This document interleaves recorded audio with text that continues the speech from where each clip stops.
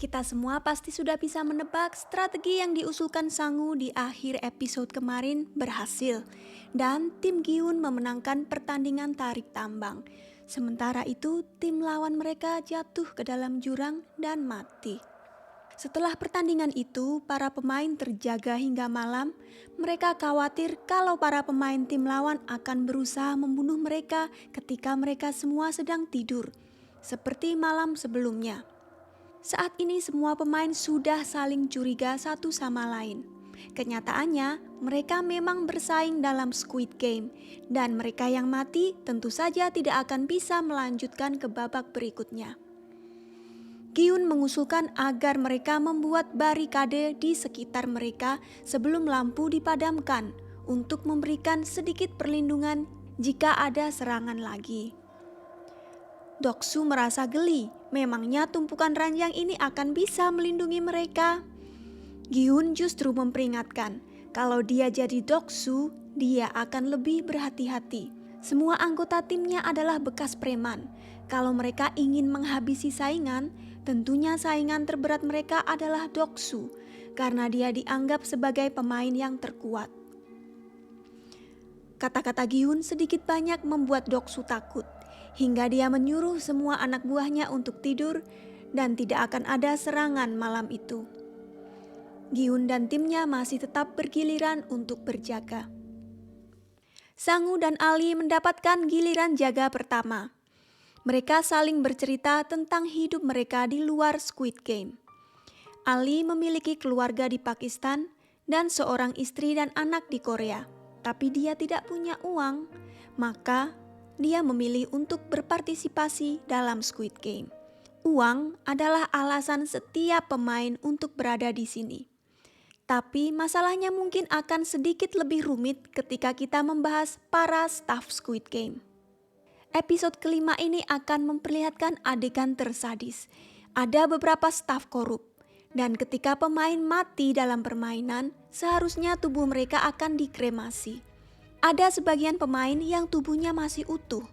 Beberapa staf akan menandai peti mati mereka, kemudian mereka menjual organ tubuh para pemain ini. Untuk yang tidak tahan melihat darah dan organ tubuh manusia, harap hati-hati karena operasi ini akan diperlihatkan secara eksplisit di dramanya.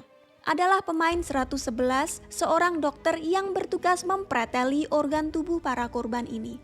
Sebagai imbalan, dia mendapatkan informasi tentang game yang akan dilakukan pada Squid Game. Juno yang menyamar sebagai staf nomor 29 ternyata merupakan salah satu staf yang terlibat dalam praktek korupsi ini. Saat giliran berjaga tiba, Giun ronda malam bersama kakek nomor 1. Giun pernah terlibat dalam demonstrasi besar yang mengakibatkan rekan kerjanya dipukuli hingga mati. Suasana malam itu yang menegangkan membuatnya teringat kejadian pada masa itu. Tiba-tiba kakek nomor 1 jatuh sakit, terserang sakit kepala yang membuatnya lumpuh dan mengalami demam parah. Terpaksa Giun harus merawatnya.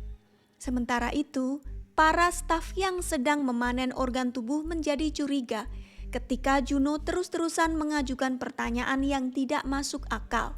Seharusnya staf nomor 29 tahu jawabannya karena dia adalah orang yang mengalami kejadian itu. Tiba-tiba pemain 111 merasa panik dan itu menghentikan pertengkaran para staf. 111 makin panik ketika diberitahu bahwa para staf belum punya info tentang permainan berikutnya di dalam Squid Game. 111 menikam seorang staf sampai mati dan melarikan diri di tangga warna-warni. Itu semua terlihat jelas di CCTV. Pada saat yang sama, rekan Juno yang curiga menodongnya dan memaksanya untuk melepaskan topeng. Untunglah Juno berhasil mengalahkan staf itu dan ganti memaksanya untuk melepaskan topeng. Sebelumnya mereka sering membicarakan tentang seorang zombie, pemain dengan satu ginjal yang mereka pukuli hingga mati. Juno mengira ini adalah saudaranya yang juga punya satu ginjal. Tapi staf itu bilang bahwa pemain ini adalah perempuan. Ini bisa dibuktikan dari daftar pemain yang ada di kantor The Frontman. Juno lalu menembak mati staf ini. Di lantai atas, penjaga yang tersisa mengejar 111 dan melepaskan topengnya sendiri dalam upaya untuk membujuk 111. Mereka terganggu oleh kedatangan frontman yang datang dan seketika menembak penjaga itu.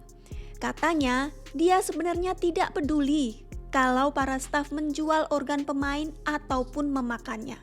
Tapi dia tidak suka karena mereka melanggar sistem kesetaraan permainan. Squid Game dirancang untuk memberikan kesempatan yang adil bagi orang-orang yang tertindas untuk bertarung dan menang. Akhirnya dia mengeksekusi penjaga dan anak buahnya menembak mati pemain 111. Sementara itu, Juno menelusuri file yang ada di kamar The Frontman. Para staf dipanggil dan ternyata nomor 29 tidak muncul. Jadilah aksi Juno sebagai penyusup terbongkar. Mereka berusaha mencarinya di ruang pemain tapi gagal. Juno menemukan kumpulan catatan Squid Game yang ternyata sudah berlangsung sejak tahun 80-an.